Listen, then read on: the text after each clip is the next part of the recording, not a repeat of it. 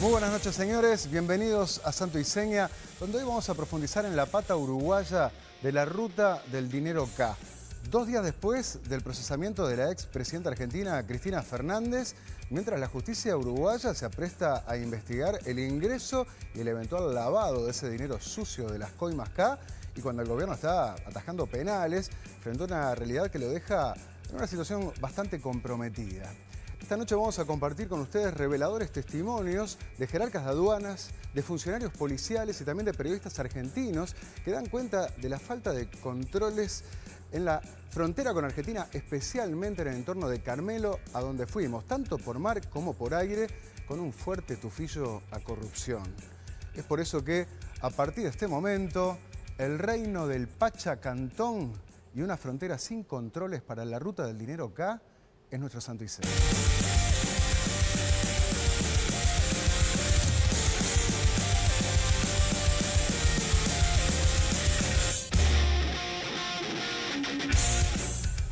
Muy buenas noches a todos, en vivo desde los estudios de Monte Carlo TV Canal 4, las 22:15. Alejandro Bicho Amaral, ¿qué tal? ¿Qué tal? Muy buenas noches para todos. Fernanda Cossack, ¿cómo estás? ¿Qué tal, Nacho? Buenas noches. Bueno, acá estamos con este informe que tiene una pata argentina y una pata uruguaya. De hecho, vamos a tratar de explicar, por un lado, porque son temas bastante complejos, ¿no? Donde vamos a compartir, ¿por qué no?, fragmentos de las investigaciones que hizo Jorge Lanata en Argentina, Luis Majul también, y la investigación propia de Santo y Seña yendo al mismo lugar, al epicentro de la supuesta llegada de esos bolsos y dineros sucios del gobierno de los K. Pero antes, adivinen de qué voy a hablar. De la ruta del dinero acá. Eso va a ser después, pero ahora no. Ahora voy a hablar de oportunidades para esta segunda mitad del año. ¿Oportunidades como cuáles? Oportunidades que tienen que ver con la educación. Educación, educación y educación. Porque en este mes de septiembre la Escuela Nacional de Enfermería habilita 300 cupos más para todos sus cursos. ¿Eso solo en Montevideo? No, también podés estudiar en La Valleja, en Durazno, Río Negro 33 o Rivera. Mirá. Si tu vocación es la salud, pero tu agenda es complicada, en Escuela Nacional de Enfermería contamos con horarios de estudio a medida.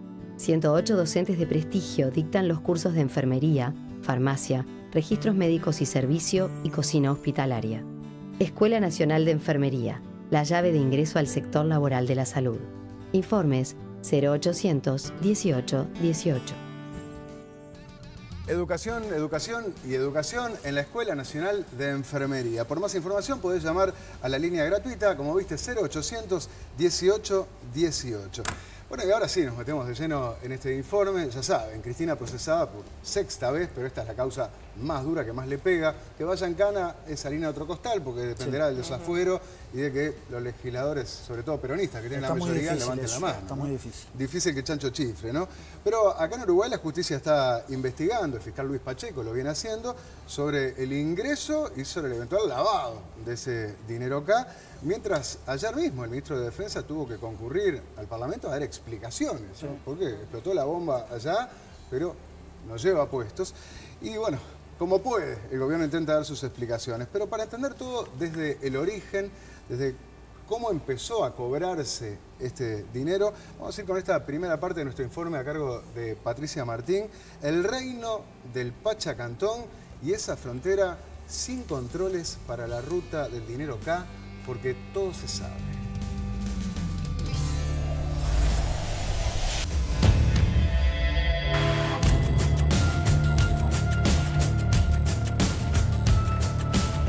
En 2010, luego de la muerte del expresidente argentino Néstor Kirchner, en Argentina se comenzó a hablar de corrupción y de robos millonarios por parte del matrimonio K.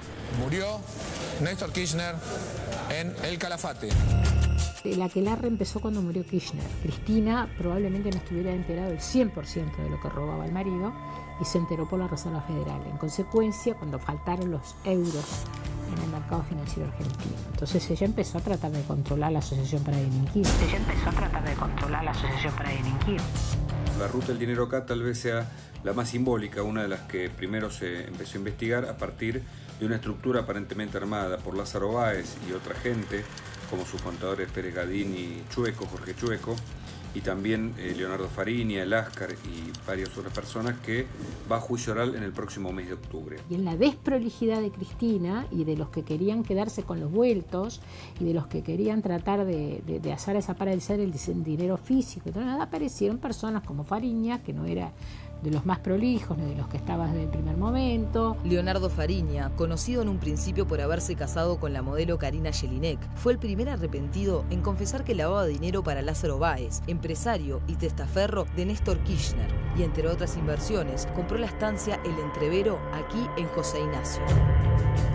Nos contó que manejaba mucho dinero negro de un empresario vinculado al gobierno. ¿Lázaro era socio de Néstor? Sí. ¿Y vos decidías en qué porcentaje o no?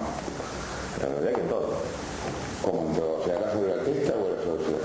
En la política no hay testaferros. Hay operadores, que es distinto. Bueno, ahora traducir eso. Vos sos Lázaro, sos Néstor, ¿sí? Vos sos mi amigo, armaste una constructora, no, yo te adjudico las obras a vos. El mecanismo de la coima. Bolsos, valijas, recaudadores y un mecanismo de relojería que se repetía semana a semana, mes a mes, año tras año. El mecanismo de recolección de la millonaria coima K. La cifra impresiona. 36.000 millones de dólares. Los empresarios pagaban, los funcionarios recolectaban. El destino final del dinero físico eran las cajas fuertes de Néstor y Cristina. Cuando veo estas cajas, éxtasis. ¿Vos sabés que esta estaba allá y la hicieron abrir? Mirá. Lo habrás filmado, ¿no? ¿Cómo funcionaba el mecanismo?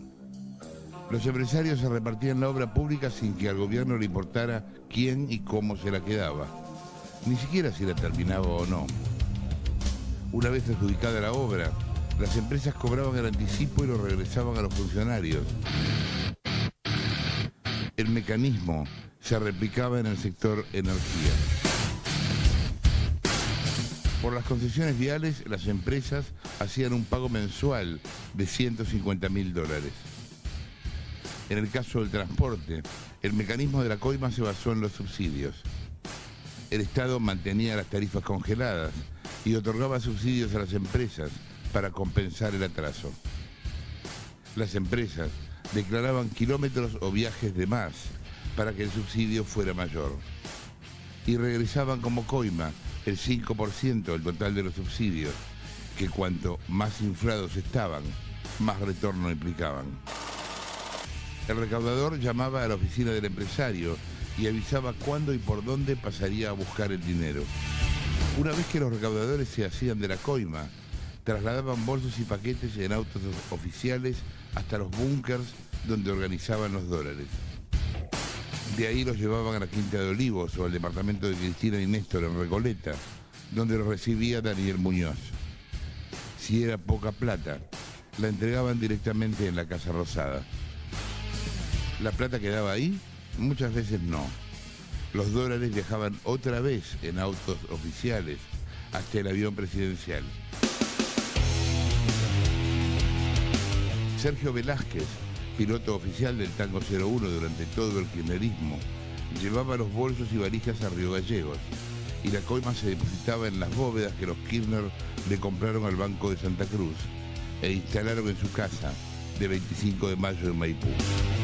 Cómo el dinero de Lázaro Báez venía desde Santa Cruz, en avión, en su avión privado, en bolsos, a Buenos Aires y a través de la Rosadita lo sacaba al exterior. El Áscar admitió que ayudó a Lázaro Báez a por lo menos fugar 55 millones de euros. Le pregunté, Leo, ¿de quién es esta plata? De Lázaro. ¿Cómo llevaba él la plata a tu financiera? Bueno, el dinero se iba a buscar en aviones o lo traía él desde La Plata, de la casa del padre. O sea, lo traía cash. Exactamente, sí, venía cash. ¿Y cómo era? ¿En qué? ¿En bolsos? ¿Cuántos bolsos? Bolsos, mochilas. Son las cámaras, las propias cámaras de seguridad de la Rosadita, internas, que registran toda esta operatoria que ellos hacían con total impunidad. Estas imágenes son de fines de 2012. De distintos días de octubre, noviembre y diciembre.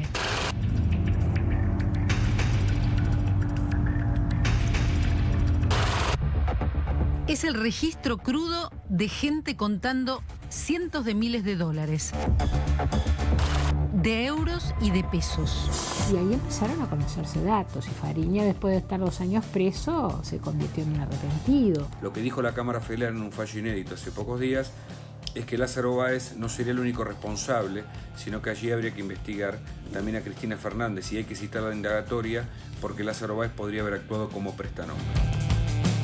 El último capítulo se dio a mediados de agosto, cuando un chofer y sus anotaciones en cuadernos escolares pusieron en jaque a la clase política y empresarial argentina.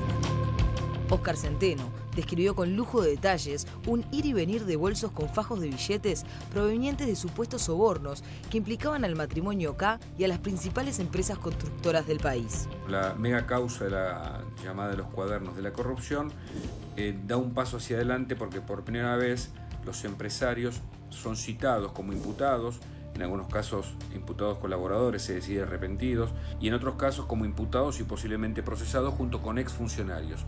Pero los empresarios reconocían que había un sistema de pago de soborno, del mismo modo, para recibir obra pública, que se le devolvían a exfuncionarios. Y al igual que en 2012, ahora se vuelve a apuntar a Uruguay como una de las vías del lavado y de la ruta del dinero K. Conexiones en Uruguay, porque por supuesto que acá el Betic opera y operó y se lavó dinero a través del Betic, que es una fiduciaria. Y ahora en la Argentina, en la medida que hubo cambio de gobierno, y ni que hablar ahora a través de los arrepentidos, se van confirmando y se van ampliando la información que ya teníamos desde el 2011 con más seguridad. Y ahí aparece una etapa interesante en donde Ernesto Clarence, que es un hombre de Lázaro Báez, que se fue al sur con el empresario detenido, habría sido el diseñador de una ingeniería financiera. Parte de ese dinero aparentemente terminó en Uruguay. Clarence ya estaba denunciado en el 2016. Ahora lo descubrieron ahora. En el Uruguay no pueden decir que lo descubrieron ahora. Estaba a nivel judicial desde el 2016.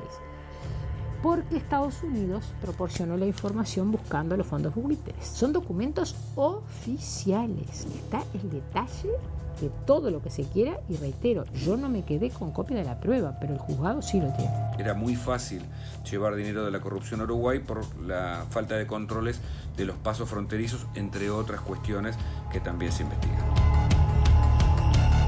Estamos en la ciudad de Carmelo, hoy conocida como el Reino del Pachacantón y acusada por medios argentinos de ser una de las rutas del dinero K. Carmelo es una ciudad la cual siempre tuvo actividad turística debido a la afluencia de turistas argentinos. Dolores, La Graciada, La Concordia es el punto neurálgico de todo lo que venía desembarcando de Argentina ilegalmente. Bolsones con ropa, bolsones con droga, lanchones con droga, con el dinero Kirchner. Retrocediendo unos 15, 20 años atrás, se empezaron a formar barrios privados a pocos kilómetros de la ciudad, teniendo en cuenta la parte fluvial y el acceso fácil que tienen para poder venir turistas al pueblo. Es una zona muy porosa, muy permeable. Es una zona que hace unos años atrás vino la aduana americana, hizo un estudio, mapeó todo el país y dijo todos los problemas que tenía y no se hizo absolutamente nada. Lo que se hizo fue seguir desmantelando la aduana uruguaya. Al punto tal de que ya la frontera nuestra no existe. La frontera uruguaya termina en Avenida Italia y propio. Hemos perdido absolutamente toda la autonomía, el control de la frontera. ¿O sea que hay más de un barrio privado que tiene puerto?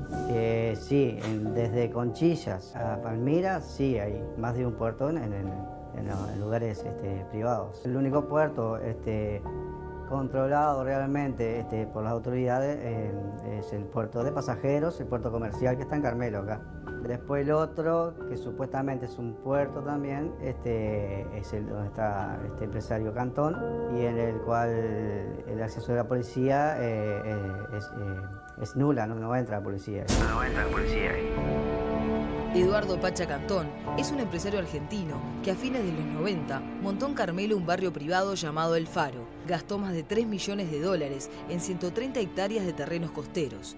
En el predio hay varias mansiones construidas, un aras, helipuerto, piscina, canchas de tenis, de fútbol y de golf, un restaurante de uso exclusivo, un puerto e incluso un hotel 5 estrellas.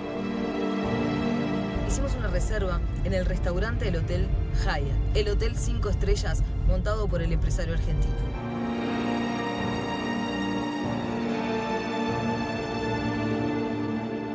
Basta simplemente ir a Carmelo, yo lo he hecho, para entender qué fuerza tiene la figura, entre comillas, de viejo conocido desde la época del menemismo, Pacha Cantón. Para la gente, el Pacha Cantón es como remontarme al pasado, en cuando en este pueblo existía una persona llamada Lilo Martínez, el que fue uno de los primeros pioneros en el tema del narcotráfico en el Uruguay, nacido acá en Carmelo. Y esa persona muy amable con la sociedad, ayudaba a todo el mundo, entonces todo el mundo le debía favores y obviamente nadie iba a hablar nada de él, y si lo podían proteger siempre lo iban a proteger.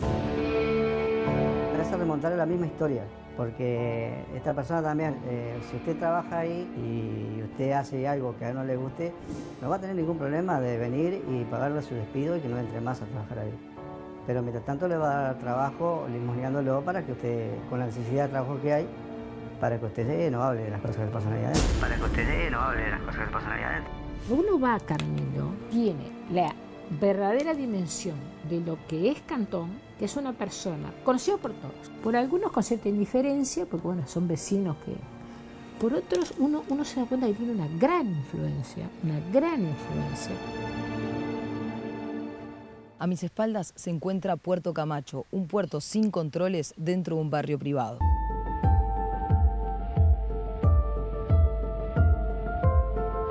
Puerto Camacho es un exclusivo embarcadero en el barrio El Faro, y la falta de controles en el lugar es algo conocido por las autoridades desde hace años, como lo reconoce este jerarca aduanero. Eso lo venimos tratando desde 2014. Ya teníamos oídas de toda la zona, de toda la prensa argentina, de autoridades argentinas con las que nos reuníamos muy seguido, y amigos, empresarios, políticos, y ya se sabía esto, lo del dinero acá, la fuga del dinero acá está desde 2011, y definitivamente una de las rutas más fáciles de hacer era a Uruguay.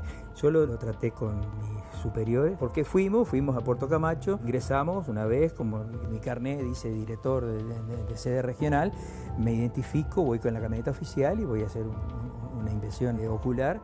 Entramos, estuvimos un rato, sacamos fotos, recorrimos el barrio, preguntamos, conversamos con gente, y definitivamente aquello es un agujero negro. Es una zona totalmente liberada al azar.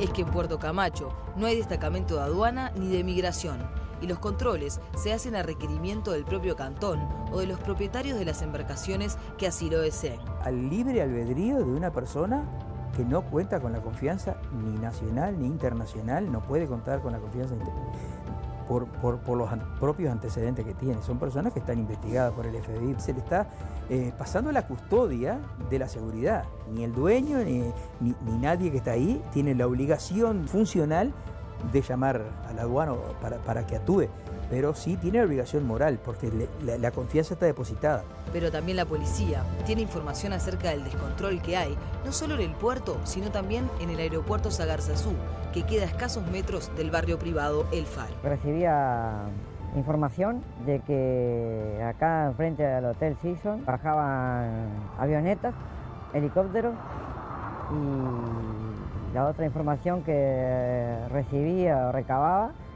era que tenían custodia policial. Da escalofrío, realmente da escalofrío.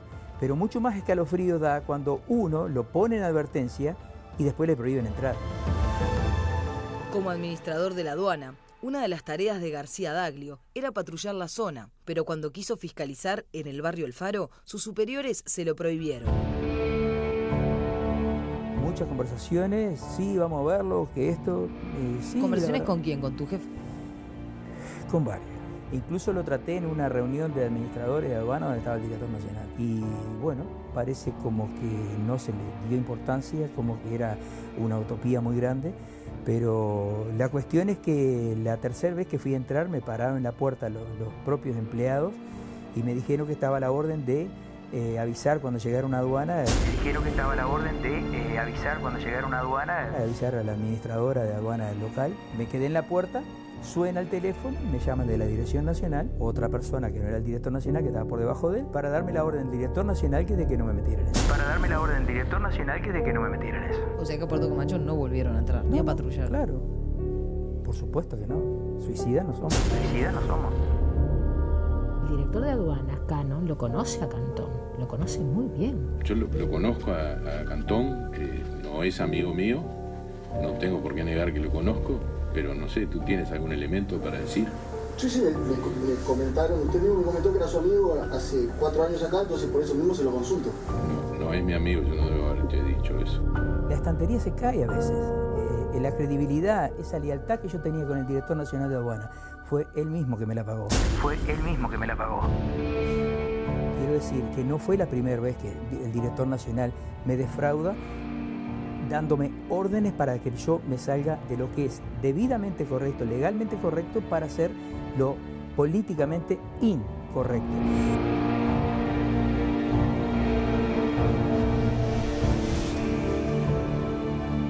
Decíamos que íbamos a profundizar en la pata uruguaya de la ruta del dinero K, y esta acusación que acabamos de ver es fortísima. Aparte es alguien que da la cara, es un jerarca aduanero y que dice que cuando quiso entrar a Puerto Camacho, en el reino del Pachacantón, para fiscalizar allí, desde arriba, desde la dirección de aduanas, en nombre de Enrique Cannon, se le prohibió entrar. Obviamente procuramos hablar con Cannon desde el día de ayer. Un secretario suyo nos preguntó para qué, le transmitimos la inquietud y no tuvimos ninguna respuesta. ¿Será que el que calla otorga? Cannon está citado al Parlamento en los próximos días y es de orden que le pregunten sobre esto y a ver qué respuesta da el director de aduanas. Pero absolutamente inmoral, ni que hablar delictivo, lo que veíamos en torno a las coimas que tan claramente quedaron explicadas acá por parte del matrimonio Kirchner, ¿no? Sí. Y hay varios nombres que son claves. Sí, uno, Lázaro Báez, lo conocemos desde hace algunos años, fue el primero que apareció en el ojo de la tormenta, conocido como el zar de la obra pública argentina, y otro nombre que cobró notoriedad ahora, porque declaró como arrepentido a partir de la aparición de estos cuadernos de las coimas, que es Ernesto Clarence. Sí, a Báez, claro, ¿no? Le daban obras y así fue que hizo, pero cientos de millones de dólares, ¿no? Todas a él, porque era el amigo de Néstor y de Cristina, obras que en algunos casos no tenían sentido, que no se terminaron. La nata en eso, bueno, si habrá tenido letra, ¿no? Pero claro, siempre en el vamos y vamos, ¿no? Yo te doy la obra a vos y dame tanto a mí, ¿no? Y así se generaba ese repartían esa ganancia suculenta. Y Clarence reveló cómo se encargaba de manejar el reparto y el cobro de las coimas a unas 40 empresas constructoras que se repartían esas obras, le tocaba a una, le tocaba a otra, a ellos no les importaba, lo que les importaba era recibir algo así como un 10% de la obra que se licitaba, recibirlo como coima. Todo esto explotó, como saben, muy recientemente a raíz de los cuadernos de las coimas. ¿Qué son esos cuadernos? Las anotaciones que un chofer iba haciendo minuciosamente, como vamos a ver en algún ejemplo, ¿no? Minuciosamente de cada uno de los viajes que hacía como mano derecha de Roberto Barata. Era el chofer de Roberto Barata, quien trabajaba bajo la égida de Julio De Vido, el ministro de Planificación argentino. Y de puño y letra, este chofer día a día iba anotando cada uno de los viajes que hacía y el movimiento de esos millones de dólares de coimas para el gobierno. Por ejemplo, vamos a ver algunas fechas que son claves. Vayamos al 21 de julio del año 2010, cuando cuenta Centeno que recibió una valija color gris, fíjense, acá lo dice, con 4,5 millones de dólares. Miren los montos de lo que estamos hablando, en una valija, ¿no? Eso eran del Comahue. El Comahue se refiere a una obra de tendido eléctrico, ¿no? De ahí fueron a buscar a Barata, se dirigieron, ¿a dónde? A la Quinta de Olivos. O sea, los $4,5 palos de dólares lo llevaron a la Quinta de Olivos. Más claro, la residencia presidencial. Obvio, ¿no?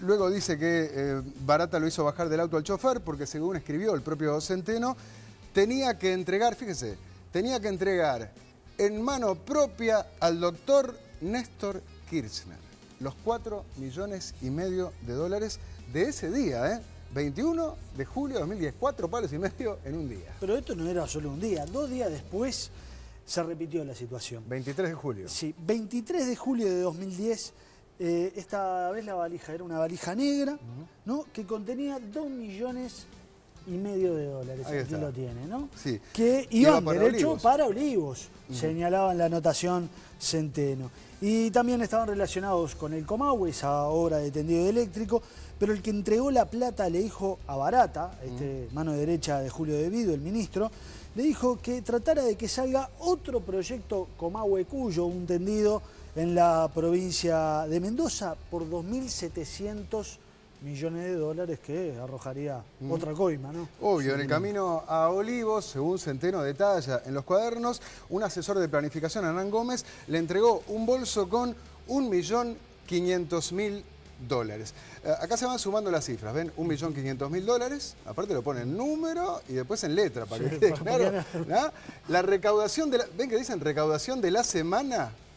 En la semana, y le dice que hay, o sea, le damos este negocio a tal empresa, a cambio la empresa le da a Néstor y a Cristina $1,500,000, ¿tá? Y luego dice, ¿no? Que claro, si vos sumás $2,5 millones, acá, $2,5 millones, más $1,5 millones, en todas las escuelas del país te da 4 palos verdes. Acá dicen, tenía que entregar los $4,5 millones en mano propia al doctor Néstor Kirchner en el chalet donde vive el doctor Kirchner con la presidenta Cristina, para más datos. Todo escrachadísimo en esos cuadernos del chofer Centeno. Bueno, y después Centeno escribe sobre Barata, ¿no? Día 24 de julio, ¿no? El 24 de julio cuenta un diálogo que tuvo. Durante ese viaje me decía irónicamente que quería dejar de hacer las recaudaciones.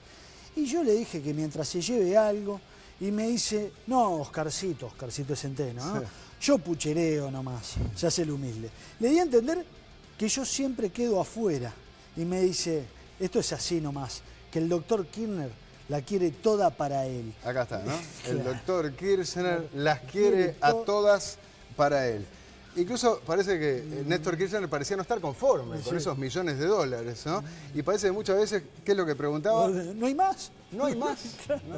Era poco, esos iba millones de dólares. Iba a haber muchísimo más. Bueno, así siguen trasladando millones de dólares de coimas hasta que el 27 de octubre de ese año 2010 ocurre un hecho crucial. Sí. ¿A qué nos referimos?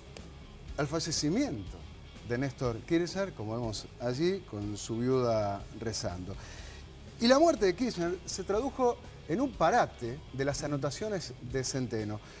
Los registros minuciosos dejaron de anotarse, claro, porque la duda era, ¿y ahora qué hacemos, se apretó. Claro. Todo esto iba para Néstor se murió y sigue funcionando este mecanismo. Bueno, el diario de las coimas es retomado 3 años después, un poco menos, el 6 de mayo del año 2013, y fíjense lo que escribe Centeno. Es un diario íntimo, y lo es de hecho. Pensé que después del fallecimiento no se iba a hacer más el valijeo. El valijeo, esto de llevar los bolsos con la plata, pero sí disminuyó la frecuencia. No quise anotar más por temor que me descubran y quede sin trabajo, pero decidí nuevamente. ¿Por qué? Porque en una reunión que tuvo el ministro De Vido, Barata y la señora presidenta Cristina Fernández de Kirchner, en la cual los instruyó para que sigan recaudando de las empresas para las próximas campañas electorales. Y esto es lo que termina de comprometer a Cristina. Claro. Porque Néstor sería el cabecilla, el cerebro de todas estas operaciones. Pero murió Néstor y 3 años después acá queda patente y por escrito que Cristina dijo, no, che, ¿cómo es esto? ¿No? Vamos a seguir. Y siguieron, ¿no? Y siguieron recaudando. Pero vamos a ver ahora la conexión de todo esto con Uruguay, porque Ernesto Clarence, el financista de los Kirchner, de quien recién hablábamos, hizo 164 viajes en barco a Uruguay desde el año 2003. no viajaba solamente en barco a nuestro país, también lo hizo muchas veces en avión, este señor. Sí, porque según reveló una investigación del diario La Nación y del diario El País, también viajó muchas veces a Uruguay en avión. Lo hacía en 2 aviones distintos, también en un helicóptero. Lo hacía desde el aeropuerto de San Fernando, que se conoce también como un aeropuerto de muy pocos controles. Sí, en Argentina, ¿no? Sí. Ahora bien, en 2010 ocurre algo curioso. Acuérdense de la muerte de Néstor Kirchner. Apenas 7 semanas después del fallecimiento, en el mes de diciembre, Clarence viajó 5 veces a Uruguay en avión, 5 veces en apenas 15 días. Y el caso más curioso fue el sábado 11 de diciembre de ese año, del año 2010, que partió del aeropuerto de San Fernando y regresó solo 4 horas después. 4 horas. Sí, o sea, no les dio tiempo para mucho. Vamos a bajar el bolso. Tirar los bolsos y volverse, claramente, ¿no? Pero Clarence no era el único cercano a los Kirchner que hacía vuelos fugaces a Uruguay, porque también viajaba otro que seguramente escucharon nombrar, el secretario privado de Néstor y de Cristina, Daniel Muñoz, ahí lo vemos, que además de secretario era el encargado de sacar la plata de Argentina para esconderla en paraísos fiscales. Sí, no elige secretario para chica cosa. Pero hubo un inconveniente como es el fallecimiento de Daniel Muñoz, que ocurrió en el año 2016, y eso, bueno, detuvo las investigaciones sobre la ruta del dinero K, pero claramente junto a Clarence cumplieron los dos juntos papeles centrales en esta mega corrupción kirchnerista. Sí, decíamos que Clarence era el financista de Néstor Kirchner, ¿no? Pero brevemente y para terminar, veamos cómo llegó a ese lugar y específicamente qué hacía Clarence. Bueno, Clarence era un financista, un broker de la City porteña en los años 80 y llegó y se vinculó con Lázaro Báez primero y después se terminó vinculando con Néstor Kirchner, que ya estaba vinculado a él. Él tenía una financiera que dio quiebra, estaba en el mismo edificio donde estaba la sucursal de Buenos Aires del Banco de Santa Cruz, donde Lázaro Báez era gerente. Ahí es donde armaron el vínculo y después terminaron todos allá en Río Gallegos, siendo todos amigos. Todos los chicos malos juntos entonces, Néstor Kirchner, Lázaro Báez y Clarence, ¿no? Sí. ¿Y cómo siguió la cosa? Y bueno, Clarence entabló un vínculo con ellos a través de una financiera, después de otra, y terminaron trabajando en estas obras y manejando las obras, las mega obras estas que hacían y por la cual cobraban sobreprecios. O sea, Kirchner, Báez y Clarence formaron un triángulo que ya manejaba los dineros de la obra pública en forma espuria y luego, bueno, ya sabemos cómo se enriqueció Báez por esas obras que sistemáticamente el kirchnerismo le adjudicaba a él y a sus empresas con sobreprecios, además, ¿no? La inmoralidad, porque es la plata de los argentinos, ¿no? Y el presidente dice, yo esto se lo doy a mi amigo y en vez de pagarle 100, que es lo que cuesta la obra, le voy a pagar 200 y de esos 100 extras, 50 para él y 50 para mí. Esto es lo obsceno y todavía hay gente que pretende defenderlos o negar algo que rompe los ojos, ¿no? A continuación vamos a profundizar en esta ruta del dinero K, concretamente en Carmelo, donde fuimos, el reino del Pachacantón, porque todo se sabe.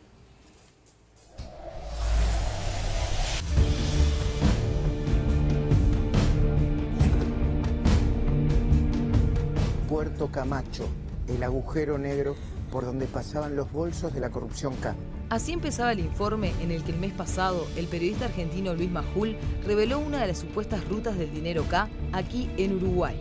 Decidimos ir en busca de Puerto Camacho, el agujero negro por donde la justicia cree que pasaron los bolsos con por lo menos 200 millones de dólares que ingresó Ernesto Clarence a través de su lanchón, sin el más mínimo control. Entre 2003 y julio de 2018, Clarence realizó 220 viajes al exterior. 164 de esos viajes fueron a Uruguay. 91 los hizo en barcos privados. Se estima que trasladó en ese tiempo 200 millones de dólares. A raíz de estas denuncias, las autoridades uruguayas asumieron que no hay controles periódicos en varias zonas de la frontera entre Uruguay y Argentina. Si viene una embarcación a las 2 de la mañana, ¿es razonable tener un funcionario ahí por esa embarcación que llega? Me parece que no. ¿Cuántas veces tiene que pasar por la aduana para llevar 260 millones de dólares? ¿Pero por qué no se revisan los bolsos de mano? No entiendo esa parte. es una restricción que tenemos de tiempo también y de funcionarios que estén ahí. Sin embargo, según denunció a Santo y Seña este jerarca aduanero, cuando quiso entrar al barrio El Faro para fiscalizar el puerto Camacho, desde la dirección de aduanas se lo prohibieron. Me quedé en la puerta, suena el teléfono y me llaman de la dirección nacional, otra persona que no era el director nacional, que estaba por debajo de él, para darme la orden del director nacional que es de que no me metieran eso. Para darme la orden del director nacional que es de que no me metieran eso. Y este policía cuenta cómo la revisación de la aduana se limitaba a chequear los documentos de las embarcaciones. Venía un yate, llamaban al encargado de aduanas, mandaban un funcionario, ese funcionario iba, revisaba la documentación y más nada. Uno no sabe quién entra y quién sale de ahí. Uno no sabe quién entra y quién sale de ahí. Solamente ellos. Solamente ellos. Por ejemplo, acá ha venido Susana Jiménez, que tiene un chalet ahí adentro, y después la hija de Susana Jiménez también tiene un chalet ahí adentro. Cuando se casó Tevez, ahí vino mucha gente y estuvieron 2 o 3 días y uno nunca sabe si entró por dónde entró. Mucha gente entró por el puerto de pasajeros de Carmelo, pero otra gente entró por ahí. No estamos todo el tiempo ahí para revisar las 4 embarcaciones que llegaron este fin de semana. Las sedes regionales de vigilancia, la aduana de Carmelo, envían aleatoriamente, por gestión de riesgo, también a Puerto Camacho 1 o 2 funcionarios para revisar. Se establece que se trabaja sobre la política de riesgo. ¿Eso qué significa? Si Clarence ya era conocido acá en el Uruguay, para cualquiera que hubiera accedido incluso a esta ampliación de la demanda, que aclaro que Graciela Ocaña dejó una copia en la comisión de acá de Transparencia y Prevención del Lavado de Activos, ¿Cómo? La Dirección Nacional de Aduanas no aplicó la política de riesgos precisamente sobre los lugares donde hay riesgo, porque eso es lo que se trata. Y lo dijo de una manera que a mí me molestó, porque a mí me molesta la soberbia de los funcionarios. ¿Pero cómo? ¿No sabían que estaba el Faro? ¿No sabían que Clarence estaba ahí metido? Estamos a metros de la casa de Ernesto Clarence. ¿No conocen a Cantón? ¿No conocen los nombres de las personas que están denunciados? Que se hizo público incluso el nombre de un ex dirigente de un club de fútbol importante en el Uruguay, que está indagado en la Argentina y además está denunciado en el 2016. ¿No lo saben? No, lo saben.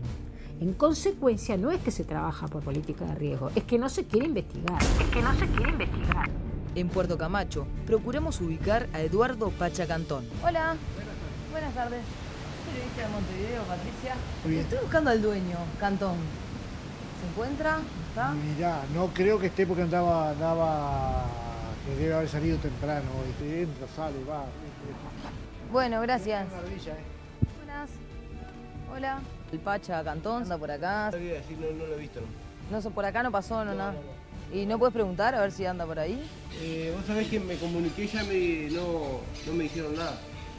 No sé dónde está. ¿Te comunicaste ahora? Seguro. ¿Pero te comunicaste antes de que yo te preguntara? Sí, porque me avisaron de allá. El Pacha no está. Finalmente, lo contactamos por teléfono, pero se negó a darnos nota, alegando que los testimonios recabados por Santo y Seña no son veraces. La gente encapuchada que ustedes ponen, sí, es obvio que gente paga por ustedes y dice lo que ustedes ¿Cómo va a ser paga por nosotros? Pero usted, bueno, ¿maneja usted las cosas con plata de otra manera distinta a la que yo trabajo? Eso es otra cosa. Pero días antes, entrevistado por Telemundo 12, Cantón reconoció que en Puerto Camacho no se fiscalizan a los que arriban a sus embarcaciones. La aduana participa de lo que es el desembarco de la persona y no agrede a la persona, no se le mete en el barco, no le hace abrir los bolsos así vehementemente. Es algo turísticamente bien armado en el cual se confía en la buena fe y también se cuida. O sea, no es un lugar que hay que pasar por un escáner, no es un lugar que no es un aeropuerto, es un puerto deportivo en el cual está conectado con un país y turísticamente gente que viene todos los fines de semana. Declaró muy bien. Dijo lo que tenía que decir, la verdad. No queremos molestar a los vecinos del barrio privado, que es de él además, diciendo que no hay que molestarlos e incomodarlos en revisarle los bolsos, que vienen en los yates además, que tienen los amarran en sus propias naciones. Pero no solo no hay control de aduana ni migración, sino que la policía también entra al barrio privado del Faro a requerimiento. Los funcionarios en la actividad tienen prohibida la entrada, a no ser que sea requerimiento de Cantón por algún robo que suceda o alguna cosa de esa, no tenemos autorización para entrar.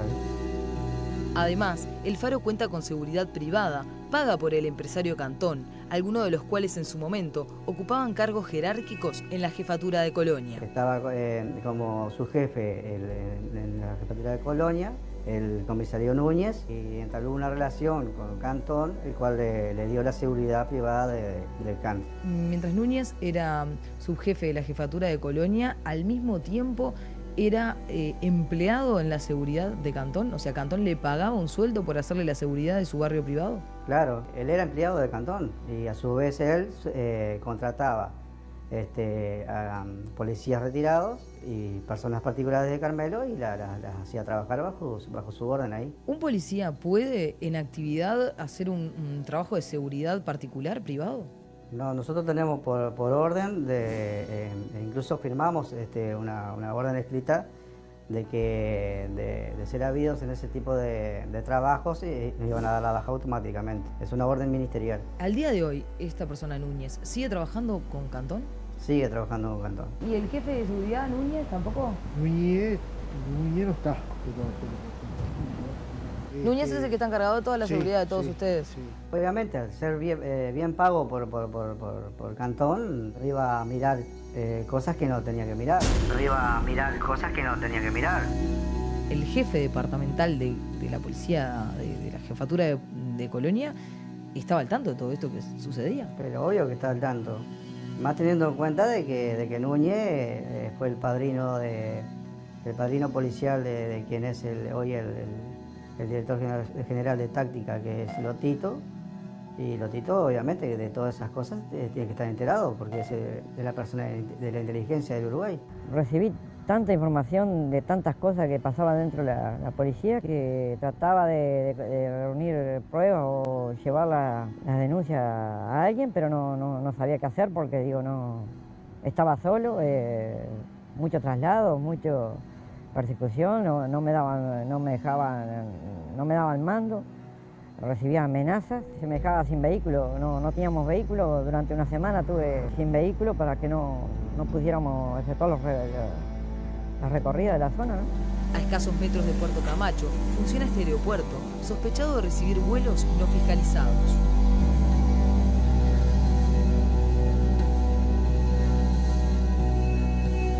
Eduardo Cantón se apropió del aeropuerto de Sagarzazú, que llegó a ser propiedad del empresario.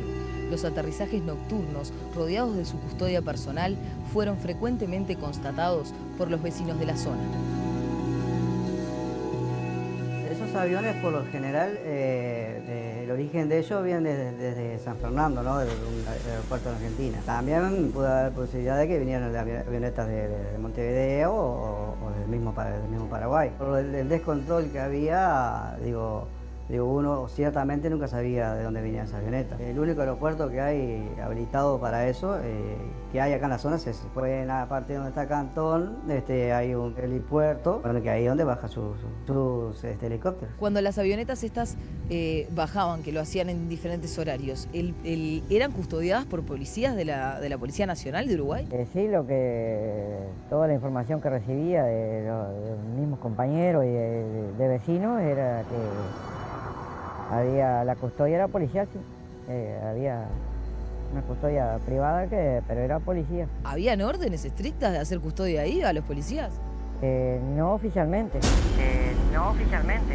Hasta 2016 es que pasa esto de que bajaban avionetas internacionales, el aeropuerto era internacional. ¿La policía iba a hacer operativos ahí? ¿Había un control de la zona? No, después que este hombre se asentó finalmente aquí, en el aeropuerto de Sagarzazú, al policía lo retiraron.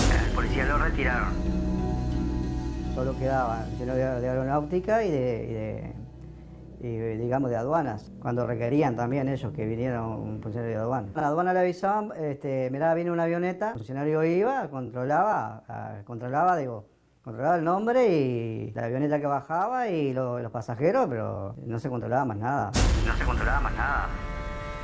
Hice 2 pedidos de informe al Ministerio de Defensa a ver qué controles se hacen sobre los aeropuertos privados. Nada, declaración jurada del piloto, que tiene que declarar la ruta, el vuelo, la ruta del vuelo por razones de seguridad, pero después en una planilla que ni siquiera está digitalizada por declaración jurada del piloto, quienes vienen en el avión, parece chiste. En la noche, funcionario de aduana no hay, policía no hay. Queda un sereno ahí y empleado de ellos y ya está.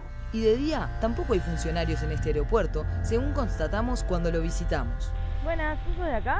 No sé cómo es la movida porque yo sinceramente soy casero acá y yo trabajo y te vengo al mediodía a comer y después de noche de tarde no salgo a laburar. ¿Y pero acá no hay nadie? ¿Acá ahora? Sí. No. ¿Y cuándo hay funcionarios? Cuando se avisa que viene... Claro, seguramente no sé. Porque yo llegaba y vos justo porque viniste a comer, si no acá no hay nadie. Justo porque vengo a almorzar, si no hay ahí. En lo que es aduana, acá es aduana, oficina, no sé lo que es esto acá adentro, no. Hay movimiento, poco y nada. Esto está más para un cementerio, mirá que... No hay personal de aduana a las 24 horas en muchos aeropuertos. En Melilla hay hasta las 19 horas. No recuerdo ahora 2 aeropuertos que hay hasta las 16 horas. Fue ratificado por el sindicato. A partir de 2016, el aeropuerto Sarsazú pasa a ser de internacional a nacional, a recibir solo vuelos nacionales. ¿Esto era así? Sí, pasó así, pero los viajes nunca dejaron de existir. Los viajes nunca dejaron de existir. Las avionetas venían continuamente, como trabajaba anteriormente, siendo internacional, de la misma manera sigue trabajando. No hubo cambio en eso. ¿Siguen bajando al día de hoy o no? Sí, siguen bajando. Uno sigue avistando que vienen bajando avionetas que vienen desde la zona de San Fernando y siguen bajando en Sarsazú. Cuando viene de Montevideo se da cuenta porque pasan por encima del pueblo. Cuando viene de San Fernando, uno se da cuenta porque hacen la vuelta en el río Uruguay, que nosotros lo vemos de acá y bajan ahí. Este exfuncionario policial denunció en Asuntos Internos las irregularidades que veía. Ellos tomaron la denuncia como que normal, como cualquier trámite. No le dieron importancia. La solución que me dan, que yo soy oriundo acá de Colonia, de reintegrarme a una unidad policial en Montevideo. Me sacaron de la cancha, con calidad. Y nadie te escucha. He hablado con más de 25 políticos. Nadie les interesa. A raíz del escándalo desatado en Argentina por los cuadernos de las coimas, la justicia uruguaya comenzó a investigar el ingreso y el lavado de dinero en nuestro país. Y casualmente, la semana pasada, funcionarios de aduana realizaron un procedimiento en Puerto Camacho e incautaron mercadería por un valor superior a los $17.000. A mí que no me digan que no tenemos datos. Y ahora se hacen todos los sorprendidos. Empezando por el presidente de la República que dice que acá no se lava. Tenemos que tener la tranquilidad todos los uruguayos. Es que acá no se puede lavar dinero porque ha sido reconocido el Uruguay como el país más seguro de la región. Se lavó y se lava. ¿Qué pasó del 2016 para acá? Si nosotros vamos a Carmelo y podemos saber qué está pasando, ¿por qué las autoridades encargadas de investigar no lo saben? ¿O se están cayendo la boca? Esto me va a traer serias complicaciones, me van a hacer otro sumario, me van a destituir. ¿Y por qué la gente no se anima a decir cosas por defender un carguito? Lo que hace la Argentina a mí me importa, por supuesto que sí, pero yo quiero saber lo que se hace acá. Y por lo que veo, ahora me parece que se están empezando a mover. Pero no digo que sea tarde, nunca es tarde para salvar el estado de la corrupción. Pero evidentemente está tocando, y yo lo digo con toda seguridad, está tocando intereses nacionales muy importantes, porque si no, no habría tanto encubrimiento.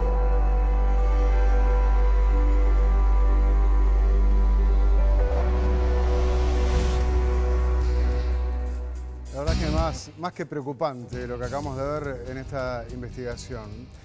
Los mensajes que están llegando también son elocuentes en ese sentido, ¿no? Dice: el reino del Pacha Cantón Santo Iseña, el director de la aduana y los responsables de darle el cargo están hasta las manos.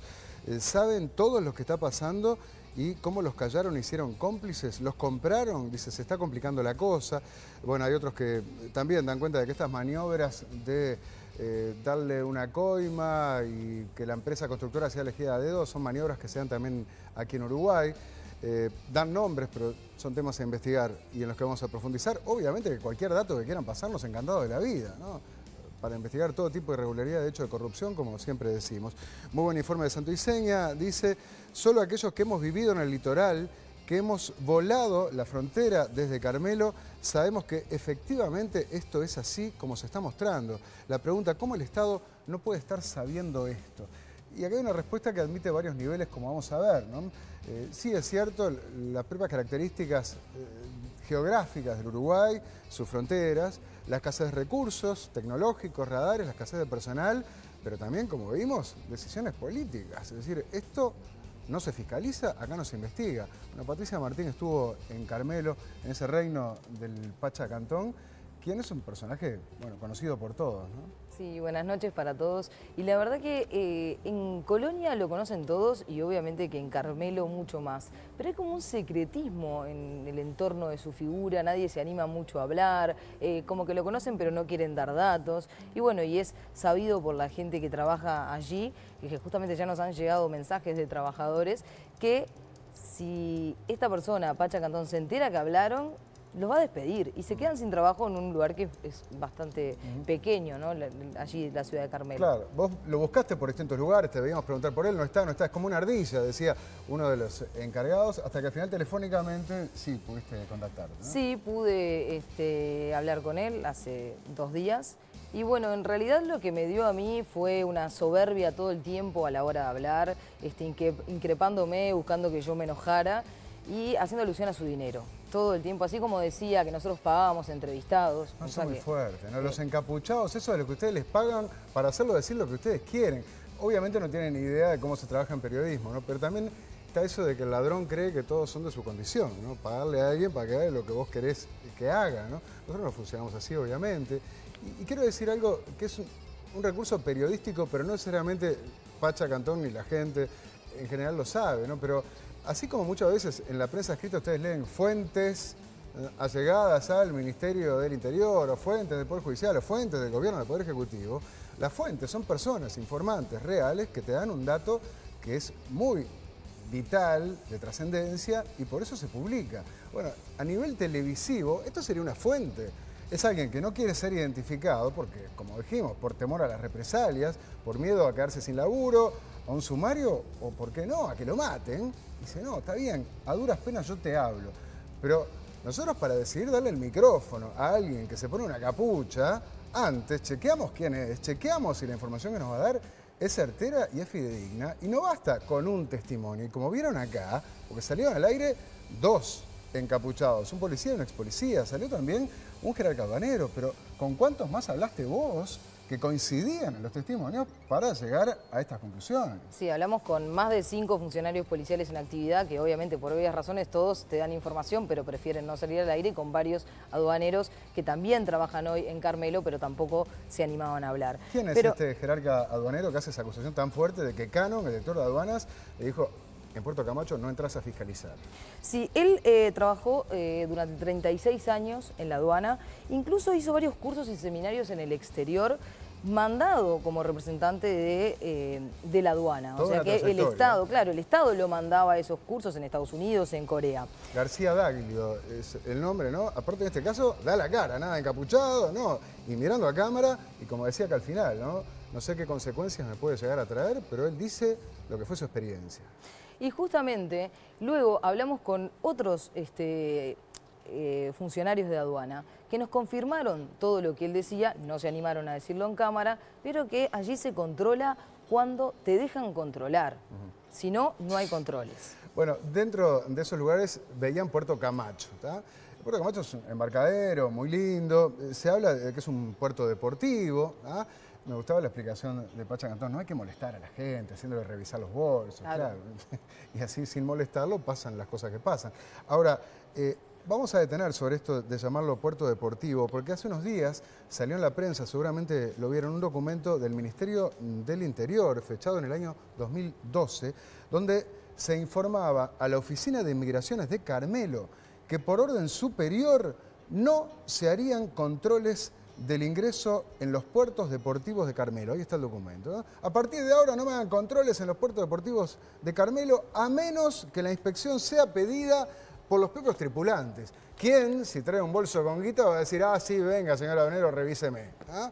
si no traes nada, decís, sí, por mí, revísame tranquilamente, ¿no? Pero esto existe y es una orden del año 2012, ¿no? Sí, otra cosa que debemos explicar es que mucha gente puede pensar que, bueno, un puerto deportivo, como se puede ver capaz en las cadenas de hoteles all inclusive, que tienen motos de agua, la banana para que jueguen los niños, pero la verdad es que hay muchas embarcaciones deportivas que están catalogadas como embarcaciones deportivas que son de gran porte, y en esas lanchas o veleros se puede traer desde droga, mercancía, se puede traer... pueden pasar personas, puede pasar dinero, claro. y no es que sea simplemente algo deportivo para divertirse. Obvio. Y tengamos en cuenta la cercanía con la costa argentina. ¿Cuál es la distancia? Claro, incluso ese trayecto, cualquier embarcación deportiva de gran porte, lo puede hacer sin ningún problema. Estamos hablando de que con una lancha se puede demorar 40 minutos de cruzar desde Argentina hasta allí, hasta Puerto Camacho, y en el peor de los casos, con una que no tenga un motor muy potente o un velero, pueden estar entre 1 hora y media de recorrido. O sea que el argumento de que es un puerto deportivo para no revisar y no es un argumento de recibo, claramente, ¿no?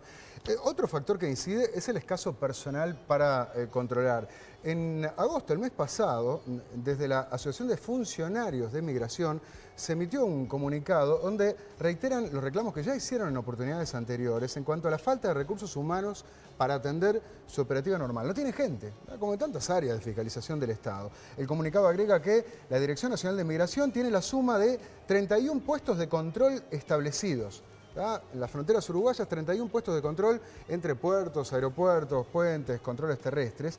Y aquí tenemos entre ellos 10 puertos deportivos, ¿no? Como este de Puerto Camacho, ¿no? Con yates, con veleros, con lanchas, que no tienen control migratorio, siendo el pasajero quien por su iniciativa debe concurrir a un punto habilitado para registrar sus movimientos, lo que normalmente el interesado no hace, entrando y saliendo del país sin ningún tipo de control, dice el comunicado de los funcionarios de migración.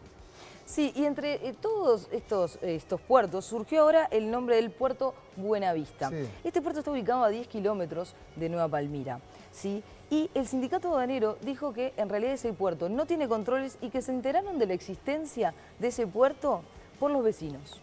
Y sucede algo muy extraño además, ¿no? Porque Puerto Buenavista pertenece a un country que queda a unos 20 kilómetros de Carmelo, a 20 de Carmelo y a 10 kilómetros de Nueva Palmira, ¿está? O sea que uno dice, bueno, debería depender de Nueva Palmira, que queda mucho más cerca, ¿no? Pero... Justamente hablamos con funcionarios de aduana de Nueva Palmira que nos dijeron que por órdenes estrictas de la Dirección Nacional de Aduanas, este puerto depende de la fiscalización de Carmelo.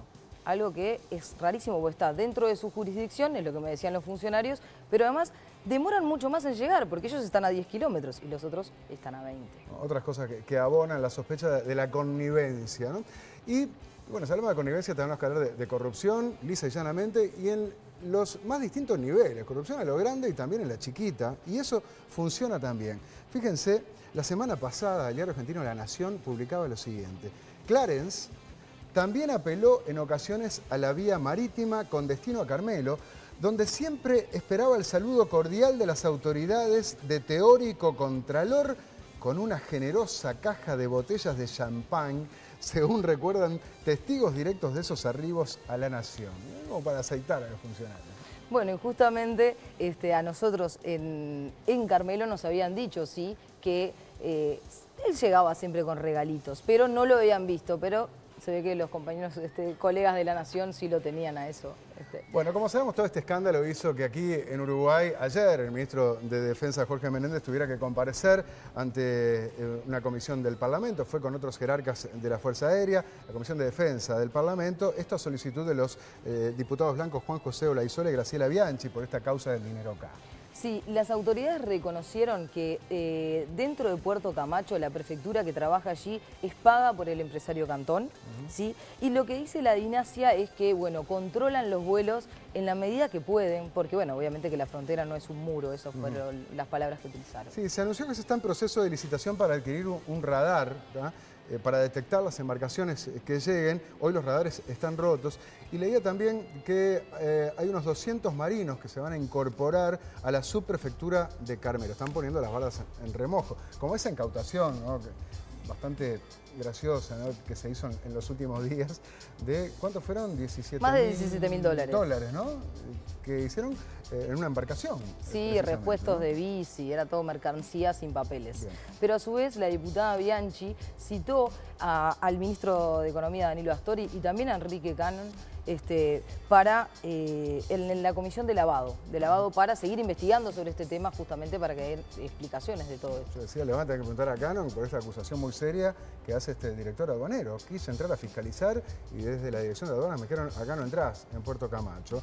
Para terminar, vayamos a los vuelos, porque hablamos por vía marítima, pero también por vía aérea, en el aeropuerto de Sagarzazú, donde estuviste, que fue un aeropuerto internacional hasta el año 2016. En teoría fue hasta el año 2016 internacional, ¿no? Desde San Fernando, Argentina, hasta allí se demoran menos de 20 minutos, 18 minutos volando, ¿no? Sí, y justamente no solo los vecinos de la zona ni los funcionarios policiales y ex policías que entrevistamos, sino que otros funcionarios policiales que se comunicaron con nosotros luego de que vieron la promo al aire, nos contaron que ellos vieron cómo en las avionetas bajaban motos, cuatriciclos, hasta sillas y mesas de plástico en grandes cantidades. Y esto fue hace unos años y que fue entre la 1 y las 2 de la mañana. Claro, en la noche, ¿eh? A ver, decíamos que dejó de ser aeropuerto internacional en teoría. ¿Por qué digo en teoría? Porque hoy te siguen diciendo que llegan vuelos de Argentina a ese aeropuerto de Sagarzazú. Siguen viajando avionetas que vienen desde ese país. Sí, también nos confirmaron que el empresario Cantón, que tiene habilitado 2 helipuertos dentro de su predio privado... O sea, ya no usa también, tanto Sagarzazú, entonces. Claro, no tiene controles y sale del país y entra cuando quiere con su helicóptero privado en su helipuerto privado dentro de su propiedad privada. Bueno, gracias, Patricia, por esta investigación. Me voy ahora con Fernanda Cossack, porque como han visto tenemos una frontera que sí, es un colador, son absolutamente permeables nuestros límites fronterizos, no es ninguna novedad. Y hablando de lo que es el tráfico aéreo, te denuncian algo similar que ocurre en el norte del país. Sí, y el denominador común, de nuevo, es la falta de control. Lo que ocurre ahí, nosotros hace unos meses ya habíamos ido a Artigas a hacer un informe en el que nos denunciaban un montón de irregularidades que cometía la policía de Artigas. Y tantas eran que algunas quedaron afuera del informe. Una de las que quedaron afuera fue esta, que es que la comisaría sexta de Tomás Gómez Soro arrienda a un privado, o sea, la comisaría, no el Ministerio del Interior, la comisaría se embolsa ese dinero para que un privado tenga un aeropuerto de avionetas ahí. ¿Ahí dónde? Es una chacra policial que tiene la comisaría. Claro, ahí en el fondo de la comisaría y que está en un punto clave porque está a 40 kilómetros de Brasil y a 30 de Argentina, ahí en la triple frontera. Claro, zona roja, ¿no?, en materia fronteriza. ¿Y el Ministerio del Interior está enterado de esta situación? Bueno, a ver, es eso, ¿no? Estamos hablando de la comisaría de Tomás Gómez Soro, que tiene un predio y que lo alquila a una empresa donde suben y bajan avionetas. Y se embolsan el dinero ellos, no el Ministerio. No, el Ministerio al principio no estaba enterado de esto, pero se enteró de una forma curiosa, porque cuando fueron las manifestaciones de los autoconvocados de Un Solo Uruguay, recuerdan que había avionetas que sobrevolaban apoyando la marcha, porque esta es una empresa de aeroagrícola. Entonces apoyaban y el Ministerio del Interior prohíbe esos vuelos, pero se pone a investigar las empresas y descubre que una de ellas está alquilando un predio que le pertenece. Que es la chacra de la comisaría de Tomás Gómez Soro. Claro, ahí se desayunó el Ministerio del Interior, que la comisaría se cortaba por la suya arrendando ese terreno. Pero por si fuera poco, hace un mes ya el diputado suplente nacionalista Ernesto Carreras realizó un pedido de informe al Ministerio del Interior sobre este arrendamiento ilegal, pero por ahora no obtuvo respuesta ninguna. Y no sé si han tomado medidas, pero yo hoy llamé a la comisaría, me dijeron que sigue operando, o sea, que sí, que hoy todavía el aeropuerto está ahí. ¿Y quién alquila ese predio entonces a la comisaría? Es una empresa que se llama Ambrus Sociedad Anónima. Que hace fumigaciones. Que hace fumigaciones y está autorizada por Dinasia, es una empresa, es real, no es una empresa fantasma. Pero lo irregular es que la comisaría le esté arrendando, ¿no?, esta pista a la empresa. Claro, pero no solo eso, porque este tipo de vuelos no necesita, o sea, por ley no necesita ni que la Dinasia, ni que Migraciones, ni que Aduanas esté presente ni cuando despegan ni cuando aterrizan, porque son vuelos internos. En teoría. Sí, claro, en teoría, pero hay una empresa que está casi ahí en la frontera y que el Ministerio del Interior no sabía que estaba ahí. ¿Y el Ministerio del Interior de todo esto qué dice? Hoy lo llamamos, les mandé mensaje refiriendo que les quería preguntar sobre esto y no obtuvimos respuesta. Bueno, seguiremos atentos, ¿no? Ahora, hablando de avionetas, y para terminar, no se pierdan lo que es este mensaje que nos llegó en la tarde de hoy, un mail escrito por un piloto privado argentino, Horacio Rivara. Miren lo que escribe. Mal paga el diablo a quien le sirve, decía la abuela. Hace 7 años viajé al Aeroclub Carmelo. Encontré un Learjet argentino aterrizando ahí y despegando a los pocos minutos. Era raro porque es una pista de pasto, está a solo 1 minuto de vuelo del aeropuerto de Colonia, que es asfaltado, y a 6 de Montevideo con todos los servicios como aduana. Hablando con el jefe de aeródromo, este me contó que el avión venía todas las semanas desde San Fernando y que bajaban 2 bolsos enormes. También que el gobierno de su país les había dado una orden. Si viene un argentino con 6 millones de dólares, solo deben preguntarle una cosa, si quiere un café. ¿Queda claro, no? Aquel avión era de una empresa truchísima llamada Top Air S.A. de Lázaro Báez. Pensé que tenía un gran dato, pero ya estaba hecha de antes la denuncia. La tenía Sandra Arroyo Salgado, jueza federal de San Isidro. Le sobraba la información y las pruebas. Hasta los chicos que cortan el pasto en el aeródromo de San Fernando lo sabían. Pero ella, la Cámara Federal y la Corte Suprema dejaron que sigan llevándose la plata hasta el 18 de enero del 2015, cuando es asesinado el ex marido de Sandra y padre de sus hijas, Alberto Nisman. Ahí se abandona la operación, dado que ella ya no era del palo. El 19 de octubre de 2015, tras perder las elecciones, prendieron fuego el avión catalogado como accidente en despegue. ¿Valió la pena, Sandrita?, pregunta este piloto, que culmina diciendo que frente a casi todas las unidades militares del país en Argentina hay carteles que dicen aquí se torturó, etcétera, etcétera. Yo quiero que frente a tribunales de San Isidro haya un cartel que diga aquí los jueces y fiscales, secretarios, traicionaron la Constitución y dejaron que se robe un país. Qué mensaje lapidario. Y para cerrar este informe tristísimo, ¿no?, sobre la corrupción campeando en Argentina y por supuesto con esos coletazos que de forma innegable también afectan a Uruguay. Seguro que llegaron muchos mensajes, pero me están diciendo que tenemos que ir una tanda, son las 11:20, así que mejor hagamos una pausa, tomémonos unos segundos para reflexionar todo esto y disfrutemos de un buen café para levantar el ánimo. Para una pausa de relax, nada mejor que un café Senior, un café bien fresco y natural para sentir más la vida. Mirá.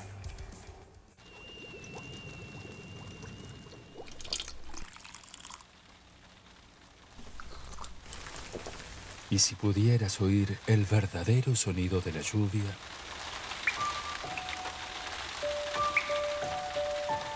nada como un café fresco para sentir más la vida. Y Café Fresco es Senior, de la selección de granos al envase. Senior hace todo para llevarte un café siempre fresco. Senior, café fresco para sentir más la vida. Señor, entonces, para, bueno, tomarnos unos minutos y reflexionar y venir con más energía para el próximo tramo del programa, porque entre otras cosas vamos a tener lo más importante de lo ocurrido en los últimos 7 días, con nuestras santas noticias, y está Pablo Fernández con unos experimentos, porque estoy viendo unos frascos con un líquido verdoso. Veremos con qué se viene en estas señas políticas, porque todo se sabe.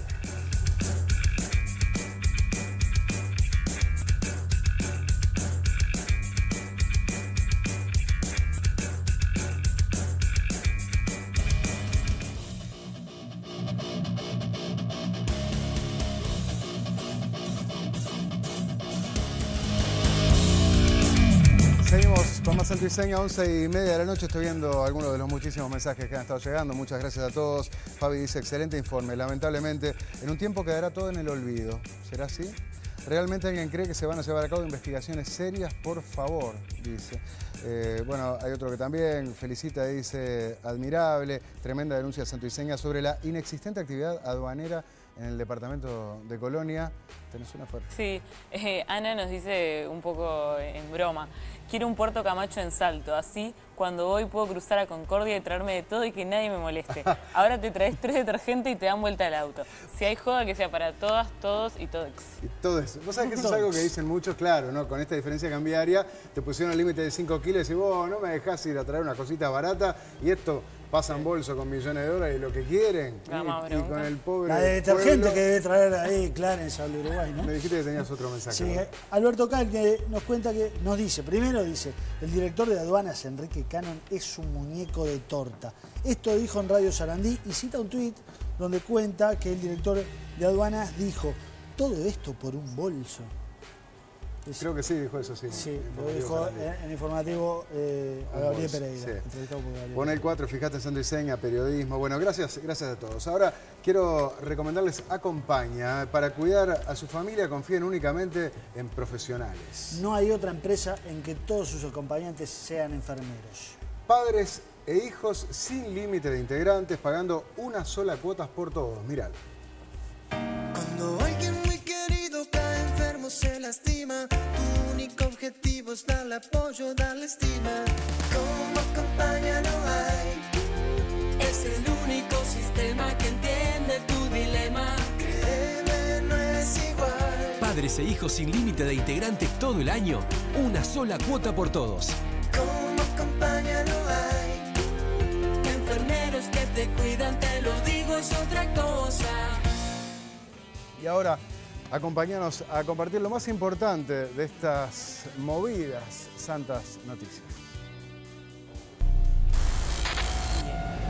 Bienvenidos a estas marchosas, conflictivas, peliagudas, violentas y santas noticias. Santas y militares noticias. Esta semana tuvimos el escandalete de la temporada con el lío que se armó por la marcha. No, mijo, no, con esa marcha no, con esta marcha.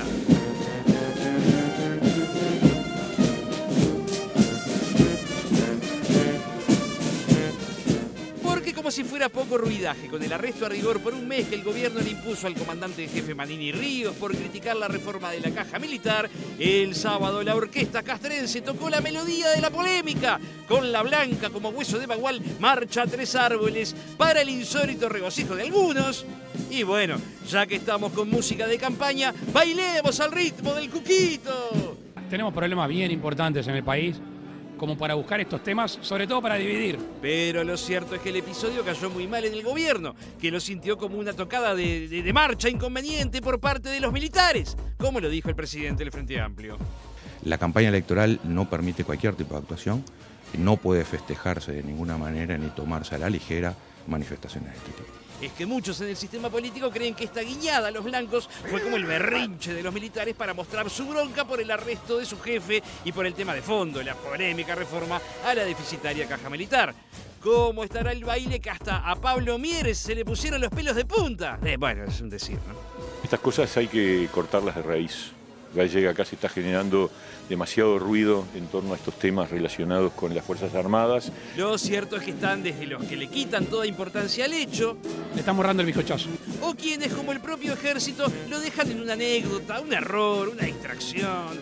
Aunque para que no queden dudas, ayer el gobierno sancionó al jefe del Estado Mayor por no medir la oportunidad de tocar la marcha nacionalista. ¿Qué quiere que le diga? A esta altura lo único cierto es que políticos y militares nos están sacando canas verdes. Canas verdes, no se entiende. Bah. La cosa es que con tanta polémica, al final nos olvidamos de para qué fuimos al Prado. Porque entre las vaquitas, ovejitas y otros bichos, como siempre el sector del agro se quejó y pidió más competitividad. Nos volvimos un país caro, con fundamentos de país barato. Mientras el gobierno dijo que no es para tanto y que hay agenda, bueno, algo así. Si no tenemos esperanza que cosas pueden cambiar, estamos mal. Santos conflictos del transporte. Mientras los trabajadores, que denuncian que los choferes tienen jornadas de 20 horas de trabajo, tuvieron en vilo el abasto de nafta por su trancazo en la tablada, algunos dirigentes del Sindicato de Comercio y Servicios parece que anduvieron a los cachetazos con algún cliente de un súper enojado por la movilización obrera. No hay caso, la violencia genera violencia. ¡Cuánta bronca, eh! Bueno, pero no tanta como la que tienen en el Frente Amplio con el nuevo enemigo público número 1. Obvio, estamos hablando del ex compañero, ex pintor de osos y ex canciller uruguayo, el actual capo de la OEA, Luis Almagro. El pintor usó la brocha gorda y pidió a los gritos que el resto de los países de la región hagan lo que haya que hacer con Venezuela, hasta una intervención militar llegado el caso.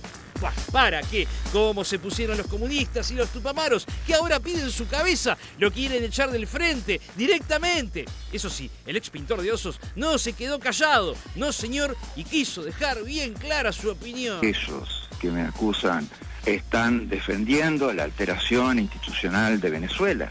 Entonces, los que están apañando golpes de Estado, la ruptura institucional, la ruptura democrática, son aquellos que están defendiendo el régimen de Venezuela. Me preocupa que la izquierda todavía tenga esa dicotomía entre totalitarismo y democracia, entre dictadura y democracia.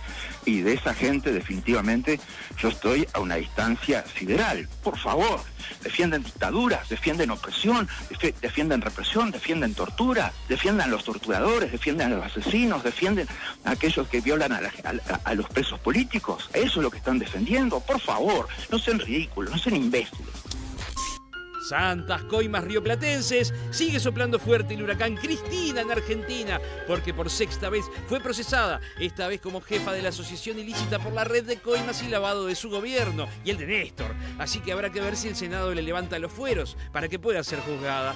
Mientras de este lado del río, la brisa con olor a corruptela sigue destapando el tarro de la plata sucia, porque la Secretaría Antilavado ya maneja datos de 70 personas y empresas identificadas en nuestro país con algún tipo de vínculo con la ruta del dinero K. Mientras la Fiscalía ya se frota las manos y habría que acercarles el informe de esta noche, ¿no? En la oscura caravana de dolor. Y en la sección policial cayó uno de los violentos asaltantes de la remesa del banco en Avenida Libertador, un muchacho con antecedentes varios, hijo de un ex tupamaro preso y fugado del penal, un compañero de Bonomi, va. Y por lo visto de Cañepa también, ¿se acuerdan de Cañepa? Y a ver, sonrían para la fotito. Whisky. Santas pelotitas aurinegras. Y en el clausura, un desinflado Nacional perdió con Wanderers y de paso perdió la punta del anual con Peñarol, que ganó y saca más ventaja en el clausura, que ya está en su recta final y con un clásico pendiente dentro de un mes. Pero si de festejar se trata, los de la pelotita naranja están locos de la vida porque Uruguay le ganó épicamente a México, sumando un puntito clave para tratar de clasificar al Mundial de Básquetbol de China. Y de paso nos subimos también al carro del tenis celeste, que de la mano de la familia Cuevas subió al grupo americano. Uruguay nomás, la IASA, Sudamérica nomás. Y así termina este arresto a rigor informativo, esta desafinada orquesta periodística, este desenfrenado berenjenal noticioso que un día hemos dado en llamar... Le estamos borrando el bizcochazo. Por favor, no sean ridículos, no sean imbéciles. Santas noticias. La Santa Noticias a cargo de Gustavo Fernández Insúa, y hablando de tema militar, es lo que vamos a analizar con Pablo Fernández en nuestras señas políticas.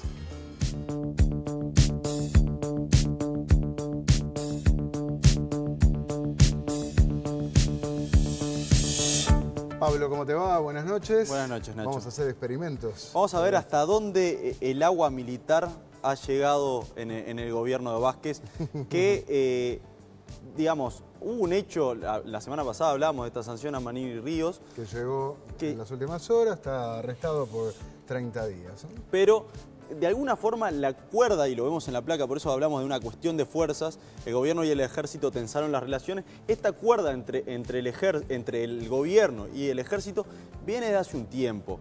Vamos a tratar de analizar cómo se ha tensado esta cuerda. Bien, están midiendo fuerzas de alguna forma. Ahora, la relación entre el gobierno y las Fuerzas Armadas ha cambiado a partir del año 2005, ¿no? Eso es claro, ¿no? Desde que el Frente llega al poder, la llegada de la izquierda marcó un nuevo relacionamiento. Bueno, de hecho se dan los primeros procesamientos de militares por violaciones a los derechos humanos. Claro, eso que en su momento cayó muy mal por la interpretación de la ley de caducidad en su momento.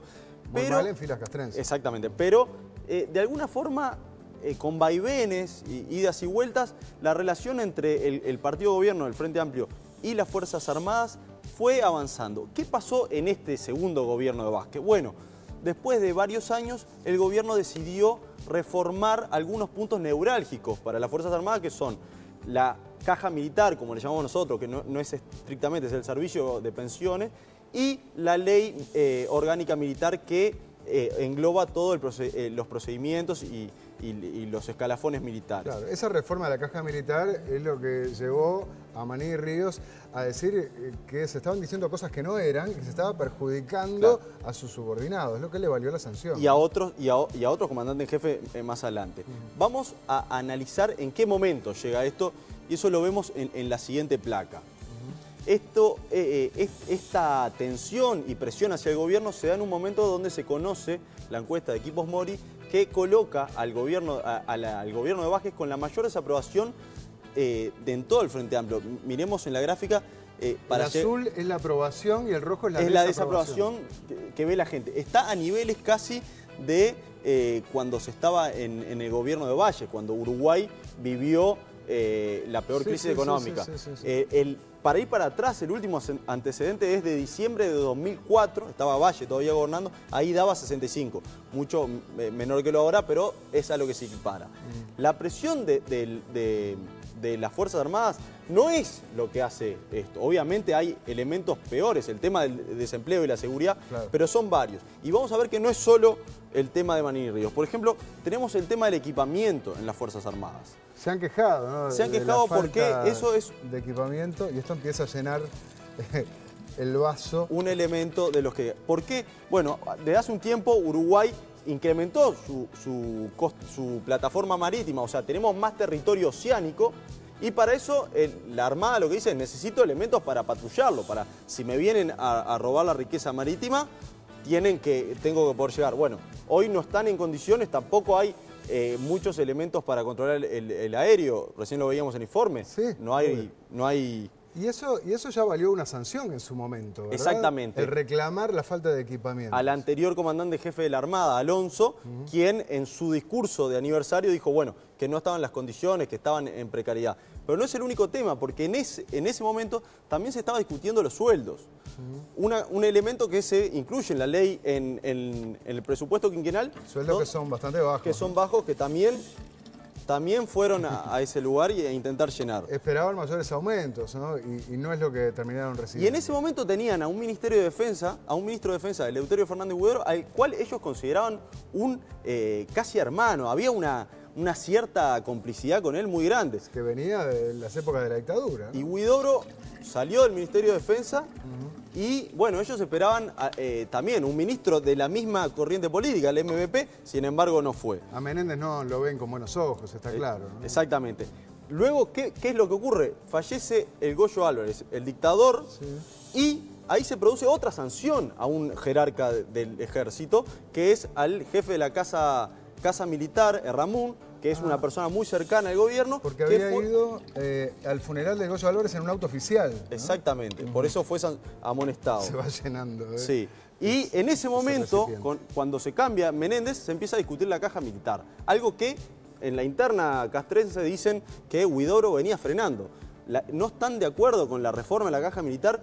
Aquí quienes se están pronunciando muy fuertemente, hoy hicieron una reunión en el Hotel de Prado, son los retirados. Recordemos que los efectivos militares no pueden pronunciarse, son quienes no tienen sindicato, son los únicos trabajadores con los policías que no tienen sindicato. Hay que ver si sale porque Darío Pérez, el diputado rebelde del Frente, hasta ahora quiere negociar algunos aspectos, si no levanta la mano y la mayoría. Le falta el voto 50, según la información que he recolectado en estas horas, hay una posibilidad de llegar a un acuerdo con el Frente Amplio. Darío Pérez planteó algunas correcciones. En ese mismo momento, ¿qué es lo que plantea Astori? Reforma la caja militar para bajar el déficit, porque es millonario. El año que viene va a ser 700 millones de dólares. Plantea un impuesto. Porque la reforma de la caja militar va a ser para las futuras. Pero precisamos plata precisa ahora. Este impuesto iba a recaudar 80 millones de dólares. De esto no se consiguió Tampoco. Con el agua al cuello. Tampoco se consiguió el voto 50 de Darío Pérez. Bueno, todo este escenario que el gobierno consideró necesario adoptar, pero fue cayendo muy mal en las Fuerzas Armadas, casi como ven, tapó de agua al presidente Tabaré Vázquez. ¿Y cuáles fueron las gotas que casi hacen derramar el tarro? Hablábamos de la caja militar. La salida de el comandante jefe Manini Ríos diciendo que el ministro de Trabajo está mintiendo. Lo dice de una forma muy sutil, diplomática, ¿no? Diplomática, Sí. pero lo que dice es, yo no creo que a sabiendas él esté mintiendo. Acá tiene que quedar claro que las fuerzas armadas están subordinadas al poder político, al poder ejecutivo. No se pueden subordinar. No se pueden revelar. No se pueden revelar, o sea, están por debajo, o sea, no pueden cuestionar ni siquiera. Y esto, notoriamente, en esas declaraciones... Empezó a desbordar el vaso, ¿verdad? Hizo desbordar... Le llegó a la cabeza, Tabaré. Le llegó el agua al cuello. Se puso verde, como Hulk. Logrando la sanción más dura que se recuerda en un gobierno. Hay una destitución, pero como sanción es la más dura. Bueno, y vamos a ver en la siguiente placa lo que veíamos también, ¿no? Un asunto politizado. ¿Por qué? Bueno, porque nos vamos a referir a la marcha famosa Tres Árboles, asociada al Partido Nacional, la marcha que los blancos han hecho suya, y que se tocó por parte de la banda militar en la ceremonia de clausura de la Rural del Prado, ¿no? Exactamente. Es una marcha elaborada para el Partido Nacional. Hay que aclarar un punto que es... Originalmente no, ¿no? Digo, originalmente la música es elaborada para el ejército. Claro.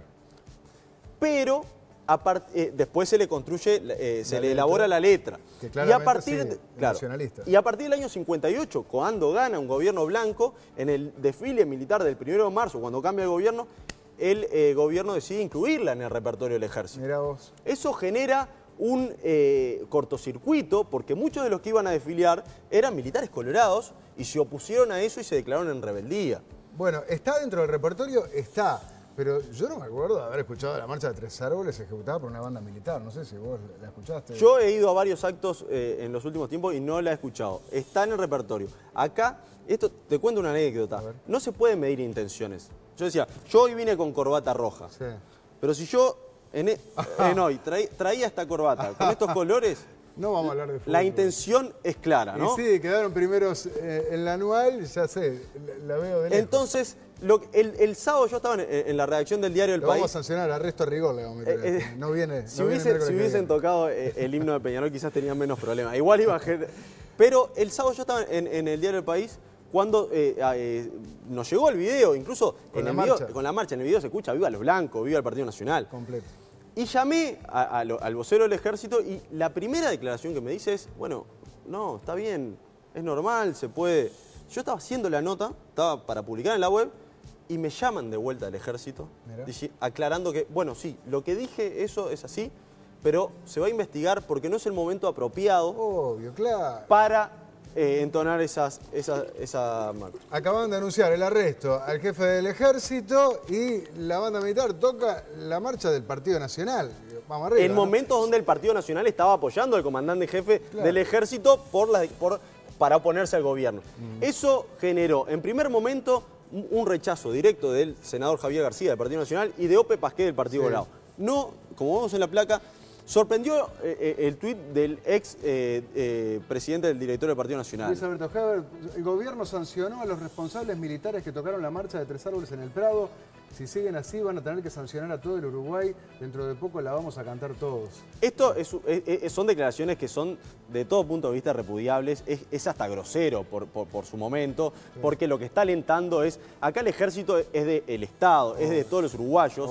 No representa ninguna corriente política. Quiso hacer un chiste y la verdad de mal gusto. Y que yo vi a ver si había si se retractaba o algo y lo dejó. Bueno. Lo que está claro es que el gobierno tiene la decisión de revisar la lista y lo que me dicen es que se va a eliminar la marcha de los Tres Salvos dentro del repertorio del ejército. Bueno, y hubo otra sanción. Aparte de la comandante en jefe... Se sancionó al quien era responsable, porque Manini Ríos estaba en el exterior, que es el... Marcelo Montaner, quien ni siquiera estaba en el Prado. Es el jefe del Estado Mayor. Es el jefe del Estado Mayor, con lo cual va a haber sanciones para abajo. se va a sancionar al maestro de la banda por quien fue el que puso el repertorio y quizás haya otras sanciones. Bueno, o sea que es clara la imagen. Tabaré quedó hasta acá con el tema militar, ¿no? Exactamente. Bien, gracias Pablo. Vamos ahora a la tanda y venimos con los últimos minutos de este Santo y Seña, porque todo se sabe.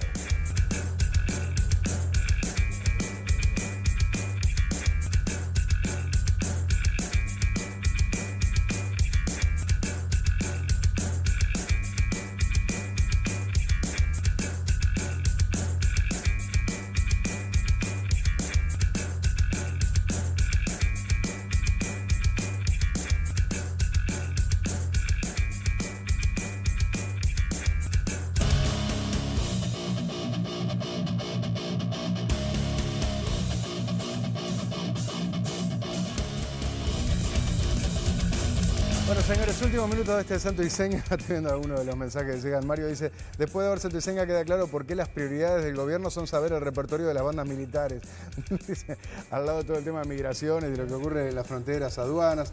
Este dice, supongo que el presidente de la República removerá de su cargo al director de aduanas, ¿no? No, supones mal.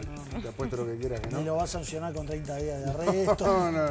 Es mucho más grave lo de la banda, es mucho más grave lo que declaró, que esto, que diga que no se fiscalice en Puerto Camacho. Esto es algo menor, intrascendente. Además no se lava acá, está loco, dijo. Mirás el informe de Santo y Seña y terminás de entender cómo Argentina está como está. Los K desaparecieron varios puntos del PBI y lo más triste es que Uruguay está pasando y va a pasar lo mismo. Cuánta plata del pueblo tendrán escondida, etcétera, etcétera. Bueno, llegamos al final prácticamente, las 12 del mediodía. Efectivamente. Y nos vamos con los saludos, como siempre. ¿Tenés alguno? Yo simplemente para Santiago y Cecilia, un beso para ellos. Muy bien, ¿vos? Yo a las hijas de Gustavo Suárez, que me pide recién, Roberta y Sisi, un beso para ellas. Bueno, yo a todos los chicos que están de vacaciones de primavera, empezando por mis hijos, que seguro no me están viendo, pero igual les mando un beso.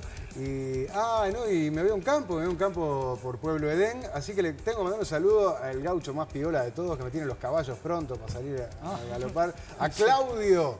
Claudio, querido, te mando un abrazo grande. Teneme los yovacas pronto para el sábado de mañana, que vamos por ahí a visitarte.